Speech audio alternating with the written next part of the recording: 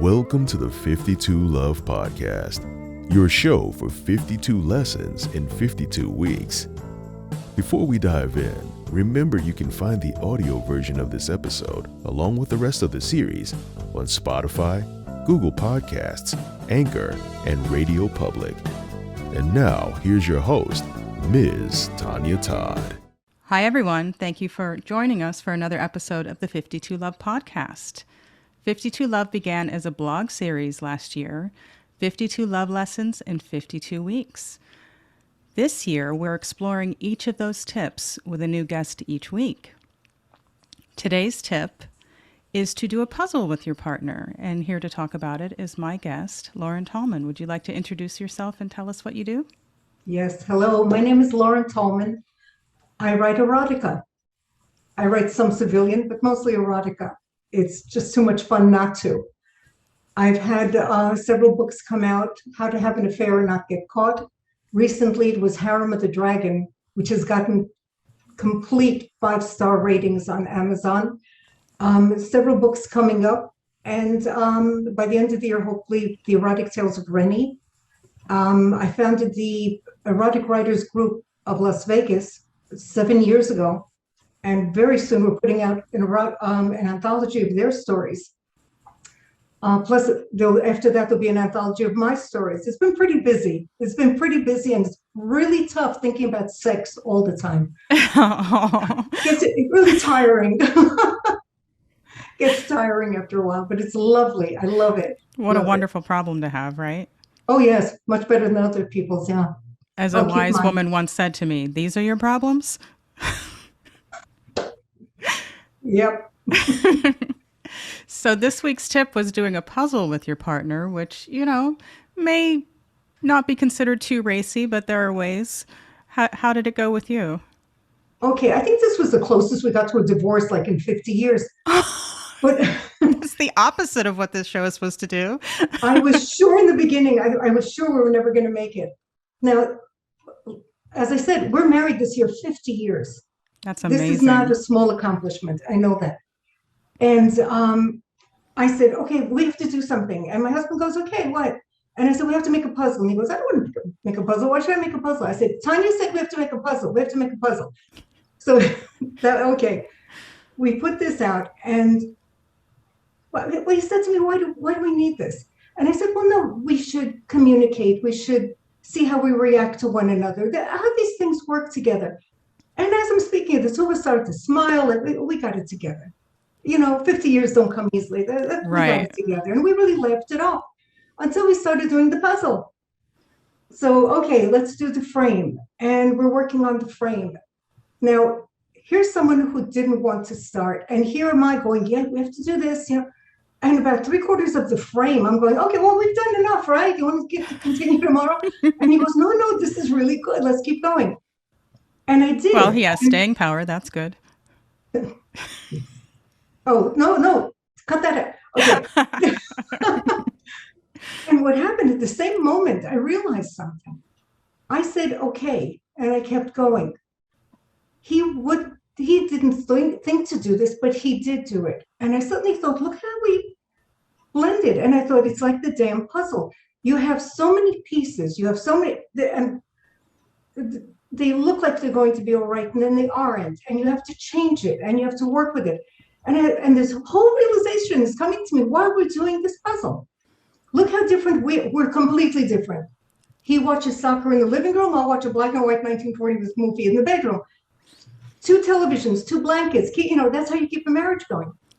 And here we were working at this, and I just couldn't get it out of my mind how we worked together. He was willing to do this for me. I was willing to continue for him.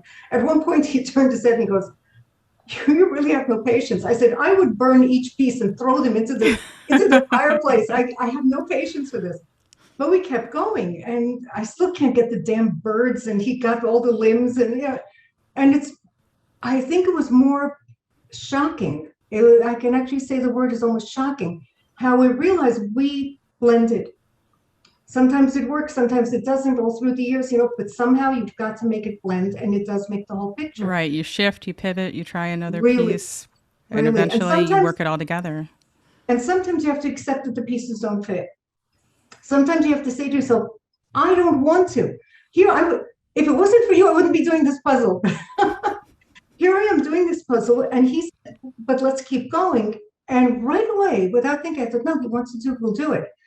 And I know that he knew that I would pop these into a fire, right? And yet we kept at it. It still shocked me how we thought we knew each other. We thought we knew each other so well. And all of a sudden, this realization, I didn't realize we do work that way. We have come to that point. I wish it on everybody, but really, it was something that maybe others see that we don't. I didn't. I didn't realize that we do blend like that. So I didn't know where this thing was going, and it just opened up a whole different feeling, realization of what we are, what we've become. And we worked at it. People have to work at it. It's like you're working at a puzzle, but you don't work at your relationships. People go, oh no, we argue. Everybody argues. I argued with my mother. I argued with my sister. I argued with my boss. You argue with everybody. But when you argue with a soulmate, a partner, a spouse, oh, well, this is no good. No, you're allowed to have your feelings. You're allowed to have your wants. You're allowed to be that size piece. He's a different piece in this. Okay, so accept it. Accept it. Maybe it doesn't blend. Maybe it won't go together. Maybe it will. Or maybe just the acceptance that, yeah, these two pieces won't fit together. But you accept that and you live with it and you keep going with it. But that's what it's all about. Don't give up. People give up so quickly. It's so much fun to try to get back together. A little kiss here, a little, touchy-feely over there. All these little things. And when no one's looking, put your hand under the table. Things like this. But it's to keep the two of you going and keeping you together. It's not easy. It's not easy. It's a lot of work, but it's fun. You have to make it fun. People forget to make it fun. So do you think that the author in you is what, looked for the metaphors in all this? Maybe. I don't know. I found being an author, I see more than I realized that I saw. You've seen my writing. I want you to feel what I'm feeling. I want you to feel what the character's feeling. Right. I'm not going to say he's in love. I'm going to say that his eyes widened when she walked into the room, or she gasped because she realized she wasn't breathing when she was looking at it. I want you to feel that. I want you to feel these feelings. And maybe that's what it was, that at the same moment I suddenly realized what we were doing. I wouldn't have seen this. I wouldn't have seen this connection of me saying okay and him saying okay, and look what we got to. And I didn't, maybe, I don't know, because it's always like showing, and this was showing. It wasn't saying, yeah, we get along. I was watching, yeah. It's as if I was outside and looking and seeing us doing this together. Yeah, yeah, good one. Good one, yeah. Tell me about the puzzle. What did it look like? How many pieces? Okay, I'll never do this again, okay? I look at these puzzles and I see 1,000 pieces and I go, oh, no. You went for a 1,000-piece puzzle? Oh, no, you'd see smoke coming out of the chimney. No, these would be burning up. I got a 300-piece puzzle. I should have gotten a 10-piece. Oh, please. I have no patience. So I got 300, and it's rather pretty, very pretty. It's, more like these colors, these grays. It's like, it's charming. Soft grays with slight pinks thrown in, And then you have these one bird here, one bird looking, and then you have the branches going down and these soft flowers here and there. So it was beautiful, but I didn't realize all that gray, you cannot find all that gray and put them together. And it was either that or getting something that was completely, all colors that would have driven me crazy. But it's pretty, it's soft. We enjoyed it because the picture was pretty. Sometimes you have to have a pretty picture in the first place to try to work at it. Right, so that you know what your goal is, and it's a goal that you feel is worthwhile. Yeah. We still have that. We're still working on it. Yeah, this one isn't meant to be done all in one day. Like you can, if you want to, you can make a day of it, or you can let it last throughout the week. Yeah, and you know what? It's very much like a relationship. It doesn't have, you want everything wonderful at one point. It doesn't work like that. You work at it and you get different feelings and different things, and then life gets in the way. We stop to eat, Life gets in the way of things, but you can't expect everything to be wonderful all the time, but that's also part of it. You've got to have It's this an to have ongoing that. process. Yeah, it's wonderful. I'm sorry the more people aren't in love. It's such a shame. They fall out of love. They forget to be lovers.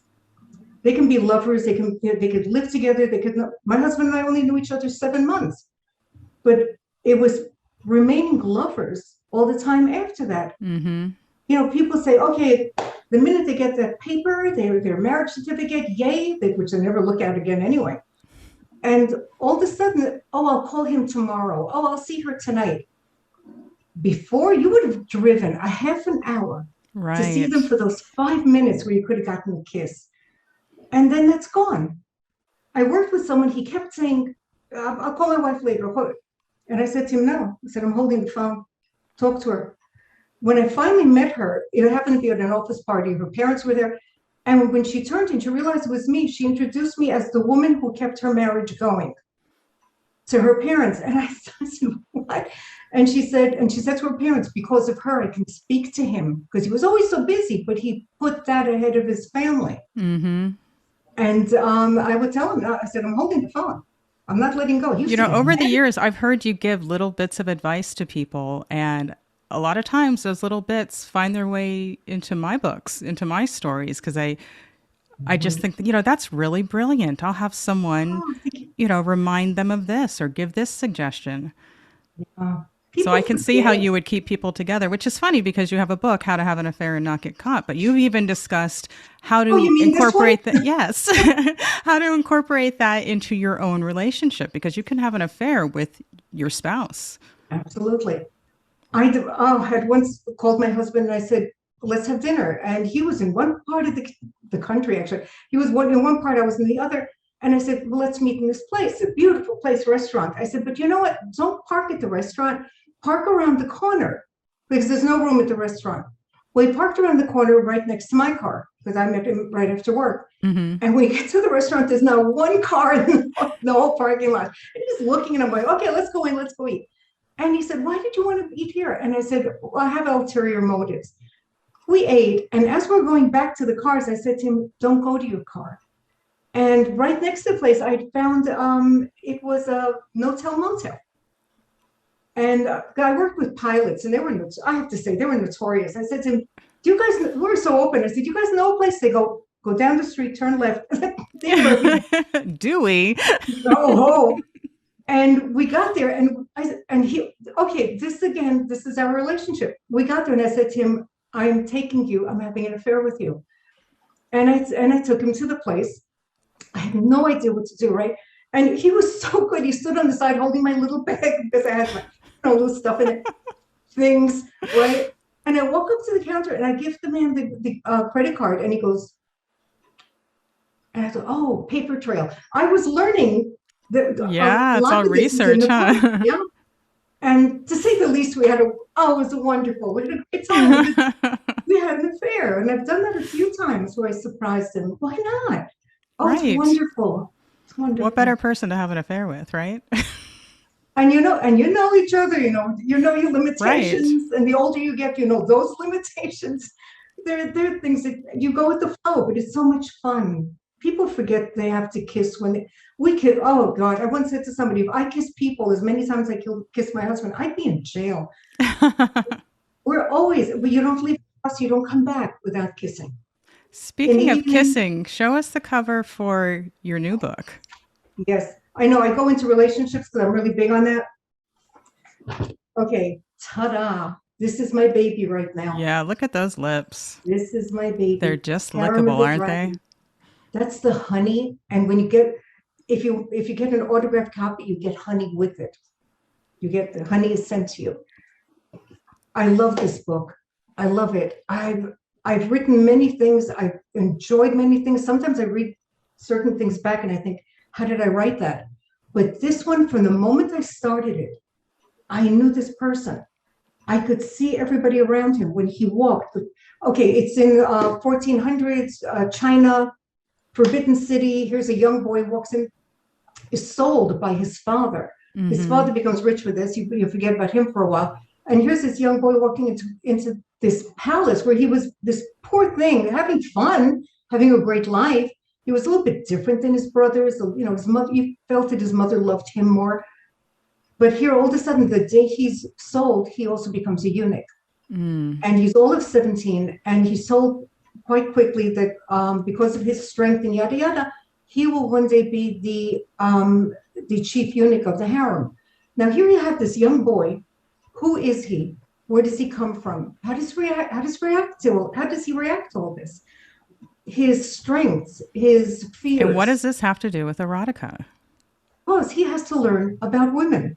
In the beginning, he has to learn what they're made of. He's still a young boy. He was out in God's, he didn't have these experiences. He had to learn how a breast is held. What makes her jolt? What makes her stomach jolt when he presses them? To see and the different areas of her body. He knew nothing. He had to learn her body, and through touches, through all these different things, learn how she works. And you describe this in your stories? Yes, very, very specifically. And then it comes to a point where because he does know this, he has to teach the women how to enjoy the emperor. And I've read some of these stories, and even though it is technically erotica, it's not pornographic in any way. It's sensual. Yeah, that's the whole thing about erotica. It's not explicit sex. It is just very sensual, and it's erotic. That's the whole point of it. If I wanted porn, you would never know the story. Whiz bam, they did something and goodbye, and you wouldn't even remember. Right, there wouldn't be any narrative thread, right? Yeah. In erotica, like the harem of the dragon, you have in the beginning, you have his life. You go through. This is only about a 20-year period where he's 17, and eventually it gets to when he's already about 27, and or more. That's not 20. Anyway, no. Math is hard. I know what I failed in school, right? And you have to go through this with him, that you have the beginning, middle, and end. You have him getting into this situation, then working with the situation, and then living with the situation. And it all comes around. And especially, I really love the last paragraph. But at the very end, he confronts his father. You are not going to spoil this book for people. Oh no, you want to know? You buy the book. You'll thank me later. But it's coming around, and coming this full circle where he confronts his father, who had made him a eunuch. In one moment, his entire life was changed. Everything they would have had is gone, and yet he has everything now, everything. And so, do you thank your father, or do you condemn him? Yeah. So, but you're gonna have to find out. But it's wonderful. I could see them walking. I could see the colors in the walls. What drew you to this story, this time period, just any of this kind of event? I knew nothing about it. Nothing. I have wherever I am, my laptop, at work, at home, of course. I have something that's called blank page. It's always on my desktop. And I'll suddenly have this idea for a story. I'll write it, save it, and keep going, and then go on. And all of a sudden, I saw this young boy playing, and I saw him like more or less in rags around him, no shirt, and I could see him playing with other boys. And suddenly, I was writing about his parents and the hut. I could see where the kids had to sleep together. And his mother was smaller, but she would smile when she looked at the young boy. And I could see them, the father, who was rather unattractive, and saying how his teeth were uneven. And, and the children seeing him laughing because he suddenly realized he can sell his son and become violently rich, for lack of a better word. And the children stepped back because they'd never seen him smile before. And they thought he had gone mad. And I could see him walking behind his father. I could see his father banging on the doors of the forbidden city till it turned pink from blood because he wouldn't let him in. All these things, I could just see them walking and coming in there. And the first time, his name is Long. Long means dragon, hence harem of the dragon. Yeah. And Long, for the first time, when he puts on a silk gown, and the way it flows on him. And yet he is embarrassed to think that people will see how flat it falls in front of him. That he's still not into this, that he has become a eunuch.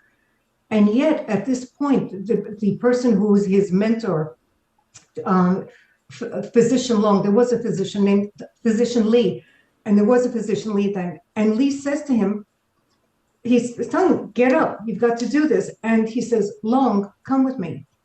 Now, Long's father had never called him that, never called him by name. It was the skinny one, the boy, and his head comes up, and he walks behind the physician. He's now starting his life.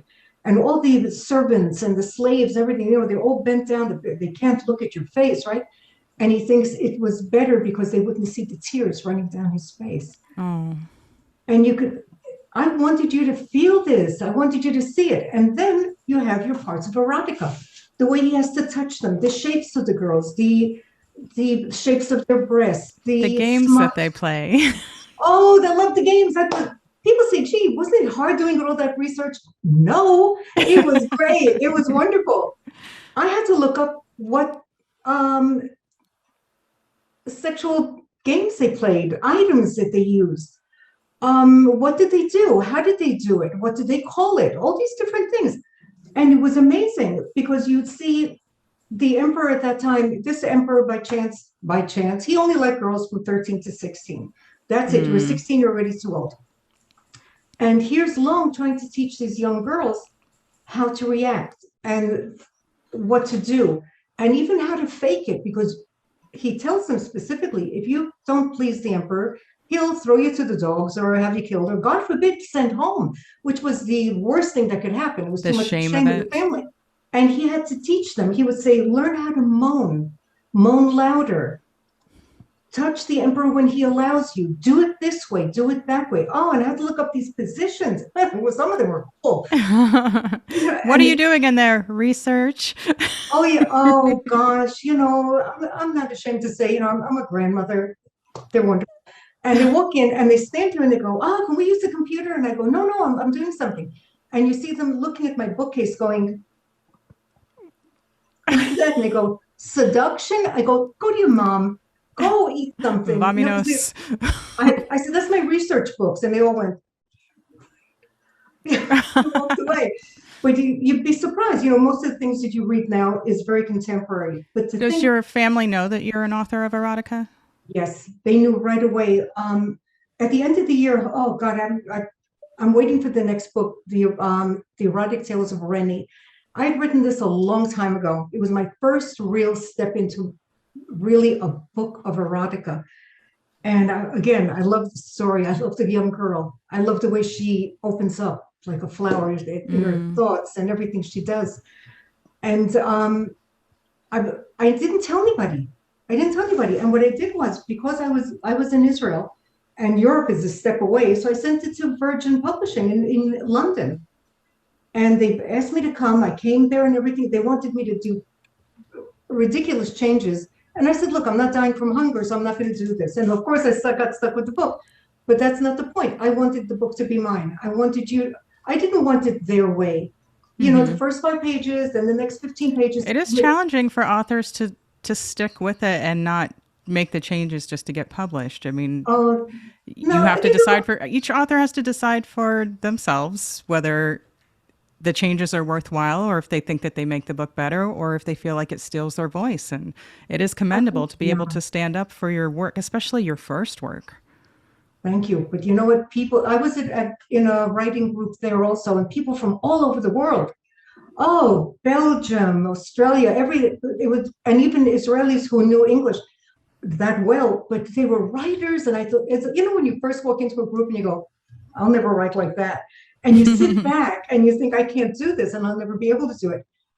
And when I told them, listen, I wrote something and I sent it, but I'm not going to change it. And you're crazy. I said, no. I said, this is mine. This is mine. I do with it what I want. And speaking of writing, sorry, go ahead. No, go ahead. Hit it. Well, I was just saying, speaking of writing groups, we should maybe mention our writing group and how we met and what we do for them. Which? Oh, I'm talking about the Henderson Writers Group, which is where we met. Okay. it's funny. Yeah, when you walked in, No, I don't everybody, mean, don't talk yeah, about me. Talk about the why? group. Everybody said, "Oh my God, she's beautiful. Does she write too?" It was like this buzz when you walked in. But I'm then it just, surprised you even noticed me because I would just hide in the back of the room back then. Like I was too yeah. scared to even talk to anyone. And we all said, "Who's that pretty lady in the back who doesn't talk to anyone?" We all waited, and then the first time you read, oh gosh, you blew us away. Really, I it was don't think amazing. that's true, but I will Yeah, say that you are the first person to give me positive feedback and make me feel like I could have a fan of my work, to make me feel like my words could touch someone and reach them who wasn't someone I already knew. good, good. I'm glad. Thank you. But anyway, there is the Henderson Writers Group here in Henderson, and I found them by accident. There, I was new here. I had the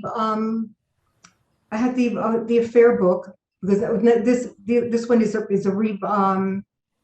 what do you call it? A relaunch. I had the relaunch of it. Yes. So I had hard word, and I'd gone to, every year they had the book fair on the Fourth Street School or something that's on Fifth Fifth Street. Street, actually, Fifth the Fifth Street Street. School, Fourth Yeah. School.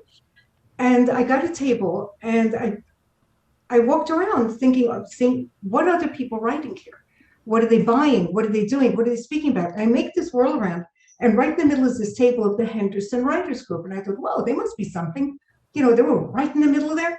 And they had this bowl, and they said, well, put your card in. You may win something. I threw my card in, and I asked them about themselves, about them. And the next day I get this call, and they said, you just won the entire weekend of the upcoming conference. All Really? for free. Yep, I won the entire conference. There I was with I never these, knew this story. yeah, and I hardly knew anyone, and so of course I became a member, and I would Well, sit back, yeah, you got the conference. yeah, and they would have the weekly meetings, and I would always sit, the same thing, sweetie. I sat in the back. I always sit, and I would think, I can't write like that. I'll never, no, I'm not going to read in front of them. And one day I had this one piece that I thought, and I raised my hand. So much for English. I raised my hand and I said, can I read one thing I'd like to put into an anthology? Can I just read it to you? And everybody said, yeah. And I got up and I read it. And there was the secretary, the president, Joe. There was Teresa and Joe. And I read this short piece. And when I looked up, and right away there was like, oh, they think it's crap. They're being very nice. They're not saying anything. And I didn't know what to do. And I looked down to Teresa, who was sitting there, and she said, they're not saying anything because it's perfect. And That silence, it's so bad they can't speak or or they don't have anything to add and to you never it. think it's good, right? Right. And I never felt the floor going back to my seat. And That's wonderful. And this Teresa, she was wonderful. And she said to me, how come we never hear from you? Why don't you read something? And I said, I write erotica. I said, I don't even know who to turn to. She said, well, this is guy Donald. Show him yourself. Donald Riggio. Yep, there he was. And I came to him and I said, can I give you something? And he said, bring me a folder with, a couple of pages. And I did that. Well, the next week I came with more pages, waiting for him to give me the first ones. And I'm sitting there thinking, okay, what did he, I'm not going to look, and I'm doing this, trying to look in the folder to see. And it said, this is fantastic writing. That's so sweet. And he's one of the grumpier critiques, like he finds stuff and he will tell you. Oh yeah, he'll find every you comma. Must have really impressed him. So and he was really, I would say, one of my first friends in Las Vegas. It was really gracious of him to take the work home because, time is precious. Oh, Teresa said he'll read anything that's erotic. So I said, okay. You would not guess that to look at him. I know, and he's all rock and roll, Well, not even rock and roll. It's doo-wop, which is sweeter than rock and roll. Yes, yes. In fact, when he came out with his book, he had just written it, and he said someone was going to take it, and then they reneged on it and everything. Aww. And I had read it. He had given to me on the disc. I'd flown out of the country on vacation, so I'm jet lagged. I was reading the book the whole time. When I came back, I said to him, "Whatever you do, get this book out." I said, this is phenomenal. This is phenomenal. And sure enough, he got that first book out, and I was working on the fourth. The beauty of these groups is not only that you hear how well they are, you find out how well you are. You find out you do have these moments where you come up with, later you go, did I really write that? Where did I get the insight? Where did I get the feeling? And a lot of they times really nurture you and help you grow as an artist. Yeah. The critiquing is, you missed a sentence, you use the same word twice. It's like we say, no bloodletting, Right. But it's helping one another. If you used another word, would that be better? Kind of attitude. This way they do it, which is wonderful because they were right. And the thing is, if they thought it, maybe others will also. Maybe they are right. Listen to what they're saying. You don't have to do it, but you have to listen. Right, and that's encouraged too. You listen, hear it, but ultimately it's up to you what you decide to do with it.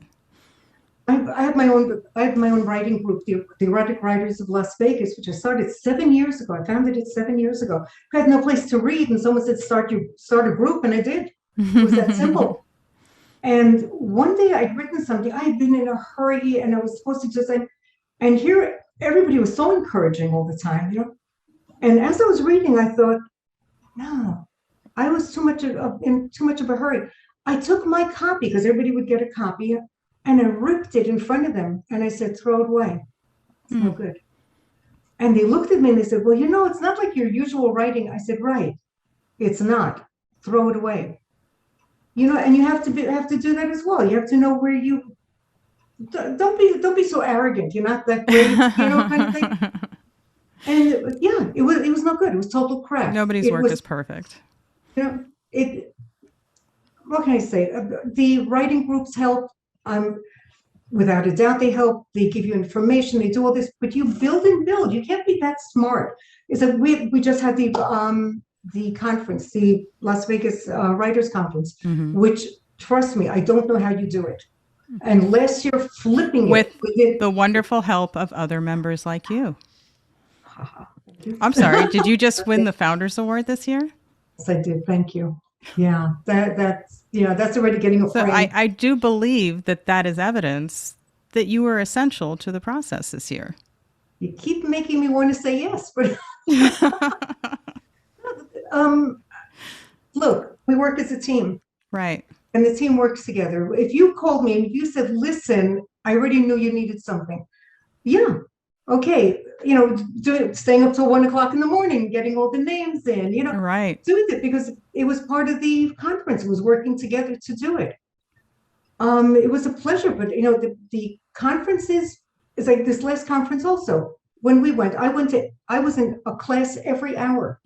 I went through this whole thing. Yeah. And I kept thinking to myself, you're not that smart. Because you learn something in every class. Yeah. And like I say, sometimes it's a little tip that you go, whoa, this changes everything. Well, on that note, how do people learn more about you? How do they find you online, and how do they find your books? I make life so easy for everyone. Lauren Tallman. Look up the name on Facebook, Lauren Tallman. Lauren.Tallman@gmail.com. And for our audio listeners, will you spell Lauren Tallman? LaurenTallman@gmail.com. Write to me. You want information. You have a story you want to tell. You want to join the group. Write to me. Tell me. I've had people write and say, you don't know me, but I've heard about you. I have a story. Can I send it to you? And I go, yeah. Get it out there. Because anybody who's going to write to me, they want their story out. They want to tell a story. Tell your story. I want to hear it. I want you to hear mine. Mine are pretty good. I want to tell them too. It's wonderful to share it. And it's a part of your life that isn't your family. It isn't your spouse. It isn't your kids. It isn't your workmate. This is only yours. When you sit there and that screen is in front of you, that's you. And it's such a reflection on yourself, that your feelings, your needs, your hopes, but that you're putting into other characters. And when people say, is that you? And you go, nah, but yes, it is. It is. It most definitely is. Absolutely. You can't hide yourself in a story. You can't. It'll come out. Well, thank you for that. Thank you for being a trooper and trying the tip this week. I know puzzles weren't your thing, but it did give you a bit of a break from all of the sex all the time, right?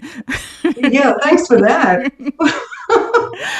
Thank you, everyone, for watching and listening. Make sure that you go to Lauren's website, follow her on social media, send her an email telling her how much you enjoyed her appearance on the show, or if you'd like a signed copy of one of her books, especially the one where you get honey. Mm-hmm. That's it for now. Until next time, just remember to treat love like a verb. Thank you.